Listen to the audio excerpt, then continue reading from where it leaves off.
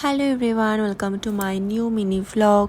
তোমাদের সবাইকে জানাই শুভ মহালয়ার শুভেচ্ছা। আমি তো ভোরবেলা উঠতে পারিনি, তাই ইউটিউবে মহালয়া চালিয়ে শুনছিলাম আর একজন আমার পাশে ঘুমাচ্ছিল। আর সকালবেলায় আমার সাথে একটা বাজে হয়ে গেল, আমার শাখাটা বেড়ে গেল। তো এইভাবেই শুরু হলো আমার দিনটা। আর আজকে আমাদের শ্যাম সুন্দরী মায়ের কাছে যাওয়ার ছিল পুজো দিতে।